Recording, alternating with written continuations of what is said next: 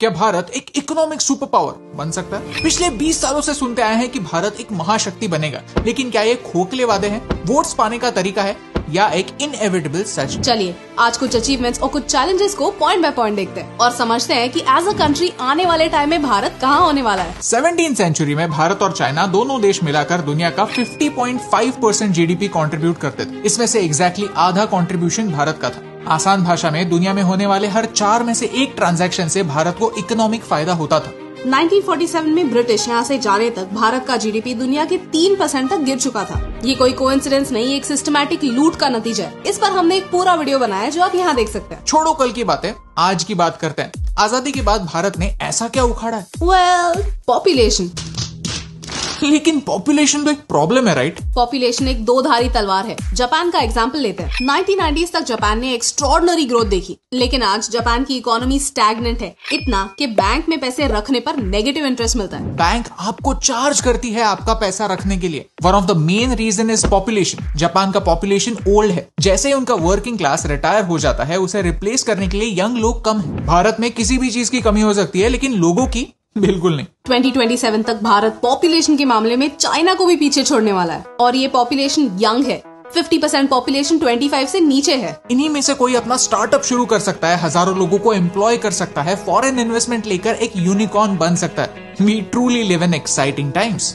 अब ये डिपेंड करता है कि ये पॉपुलेशन भारत के लिए डेमोग्राफिक डिविडेंड बनता है या डेमोग्राफिक लायबिलिटी। 2050 तक परचेसिंग पावर के हिसाब से भारत यूएस को पीछे छोड़ दुनिया में 2nd रैंक तक पहुंचने वाला है। चाइना और यूएसए आज की सुपर पावर्स हैं। उन्होंने ऐसा क्या किया जिससे उन्हें यहाँ तक पहुंचने में हेल्प हुई? The answer is infrastructure. Bharat सिर्फ 3-4 मेगा सिटीज पर निर्भर नहीं रह सकता, ये बात हम समझ चुके हैं। मेगा सिटीज को दूसरे शहरों से जोड़ने के लिए और नए इंडस्ट्रियल हब्स बनाने के लिए फुल स्पीड से काम चल रहा है। 2014 तक जहाँ भारत में हर दिन 16 किलोमीटर के हाईवेज बना करते थे, आज 30 किलोमीटर के हाईवेज बनते हैं। पिछले साल के मार्च महीने में 37 किलोमीटर पर डे का टारगेट अचीव करके भारत ने फास्टेस्ट हाईवे बनाने का वर्ल्ड रिकॉर्ड बनाया है। On the other hand Bharat में 18% प्रोडक्शन कॉस्ट ट्रांसपोर्ट और लॉजिस्टिक्स की वजह से बढ़ती है। अच्छे ट्रांसपोर्ट की वजह से चाइना में ये नंबर सिर्फ 8% है। इस प्रॉब्लम को सुलझाने के लिए $8 बिलियन का गोल्डन क्वाड्रिलैटरल प्रोजेक्ट, 5 स्टेट से गुजरने वाला मुंबई दिल्ली एक्सप्रेसवे, 574 छोटे छोटे डेवलपमेंट प्रोजेक्ट्स के साथ सागरमाला प्रोजेक्ट ट्रांसपोर्ट के कई प्रॉब्लम सुलझा सकता है। भारत में 111 बड़ी नदियां हैं जिनका इस्तेमाल वाटरवेज डेवलप करने के लिए हो सकता है। चाइना में इंटरनली 47% ट्रांसपोर्ट वाटरवेज से होता है। बिना किसी सिग्नल के, बिना किसी रुकावट के चीजें एक शहर से दूसरे शहर फास्ट पहुंचती हैं। नदियों का इस्तेमाल ट्रांसपोर्ट के लिए होने से 4 मिलियन नए जॉब्स जनरेट होंगे,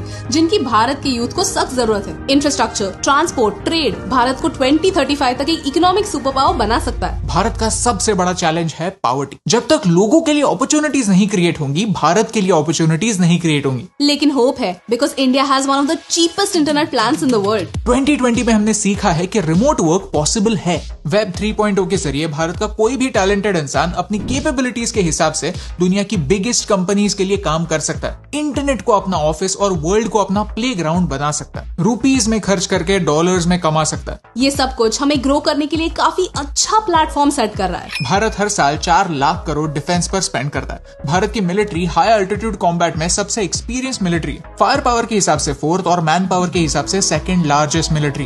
भारत दुनिया की सबसे बड़ी डेमोक्रेसी है, इसलिए हमें वेस्टर्न डेमोक्रेसीज का सपोर्ट मिलता है। ये एडवांटेज चाइना के पास नहीं है। At the same time USA, Russia, Israel, UK, Japan, Australia ऐसे पावरफुल देश आज भारत के स्ट्रेटेजिक पार्टनर्स हैं, एलाइज।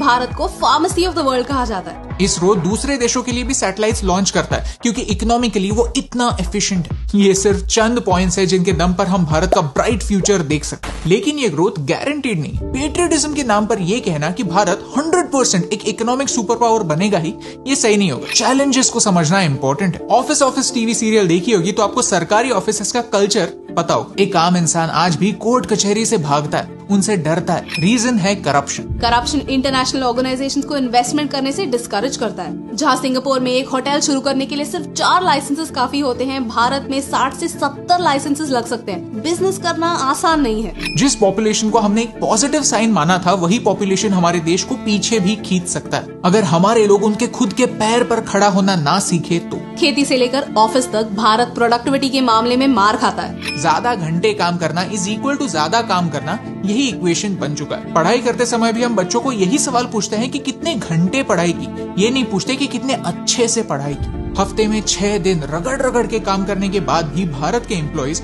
यूरोप में सिर्फ 5 दिन काम करने वाले एम्प्लॉइज से कम प्रोडक्टिव है। क्लाइमेट चेंज की वजह से जिन देशों पर सबसे ज्यादा इम्पैक्ट होने वाला है उनमें से 5वां देश भारत है। ये सच है। सिर्फ एक नहीं, कई सारे चैलेंजेस हैं हमारे सामने। तो क्या भारत एक सुपर पावर बन सकता है? ये एक चॉइस है, मेरी, आपकी, हमारे लीडर्स की, हम सब की। आप भारत का कैसा फ्यूचर देखना चाहते हैं? ये निर्भर है कि आप कैसे नागरिक बनते हैं। कि आप अपना काम जी जान से करके देश के लिए एक एसेट बनेंगे या फिर करप्शन को बढ़ावा देकर एक लायबिलिटी। आप कैसा नागरिक बनेंगे? रूल्स तोड़कर, रास्ते पर थूक कर, टैक्स की चोरी कर देश के लिए बोझ बनेंगे या कुछ कर दिखाएंगे जिससे देश का नाम रोशन? The choice is yours.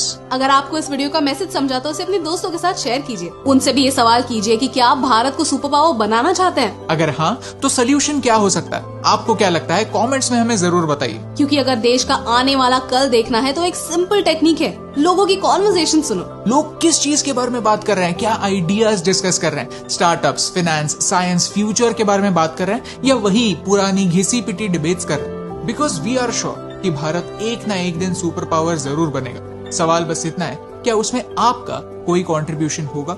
और यही इंपॉर्टेंट सवाल आपको पूछने से मुझे फर्क पड़ता है।